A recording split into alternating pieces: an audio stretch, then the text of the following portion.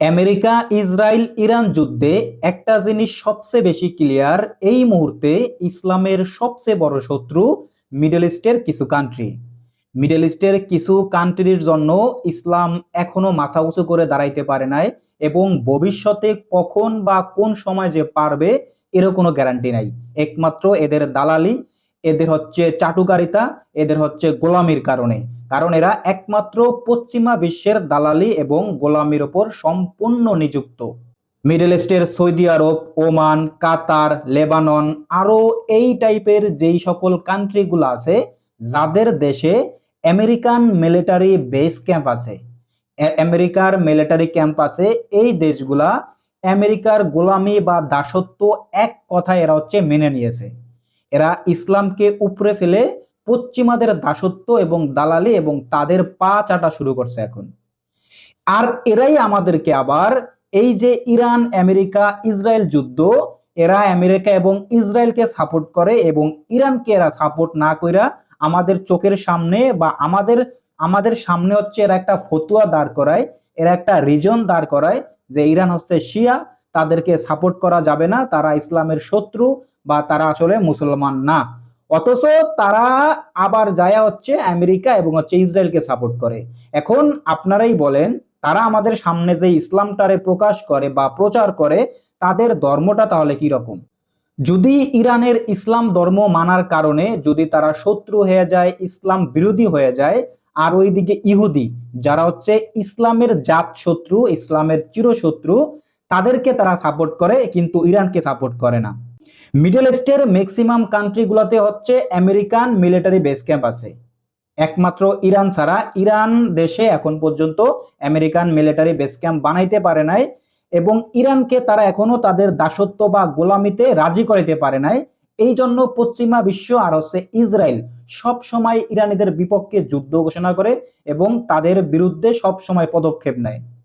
আর এই Iran, America, Israel যুদ্ধে America এবং ইসরায়েলকে সাহায্য করে কারা? আমাদের এই মুসলিম বিশ্বগুলা, যাদেরকে আমরা ইসলামের আইডল কান্ট্রি হিসাবে মানি, যাদেরকে আমরা ইসলামের সর্বোচ্চ আসনে সব সময় সম্মানিত করে আসছি, অথচ তারাই এখন এই গোলামি এবং দাসত্ব, পশ্চিমাদের চাটুকারিতা বেছে নিছে। বর্তমানে যেই যুদ্ধটা চলতে আছে, ইরান, আমেরিকা এবং ইসরায়েল যুদ্ধ, এইখানে সম্পূর্ণ সরাসরি ইসলামিক এই মিডল ইস্টের সৌদি আরব, ওমান, বাহরাইন, কাতার, লেবানন, যেই কান্ট্রিগুলো আছে, এরা সরাসরি আমেরিকা এবং ইসরায়েলকে সাহায্য করতে আছে। আপনি দেখেন, এই ইরান যখন হচ্ছে ইসরায়েল ফিলিস্তিনের ওপরে জেনোসাইড চালায়, গণহত্যা চালায়, তখন একমাত্র এই ইরান হচ্ছে ইয়েমেনের হুতি আর হচ্ছে লেবাননের হিজবুল্লাহকে সরাসরি সাহায্য করছে ফিলিস্তিনিদের পক্ষে যুদ্ধ করার জন্য। আর আমাদের যেই নামদারি আরব কান্ট্রিগুলো আছে, ইসলামের সর্বোচ্চ আসনে বৈশা যারা বন্ডামে এবং দাসত্ব করতে আছে, এই সৌদি আরব, এই ওমান, কাতার এবং হচ্ছে বাহরাইন, এরা ওই সময় কি করছে? সরাসরি তো কোনো যুদ্ধে অংশগ্রহণ করেই নাই, প্রতিবাদ করে নাই, সামান্য তোমার একটা প্রেস রিলিজ দিছে যে একটু নিন্দা জানাইছে, নামদারি নিন্দা, যেটা আসলে কোনো কাজে আসে না।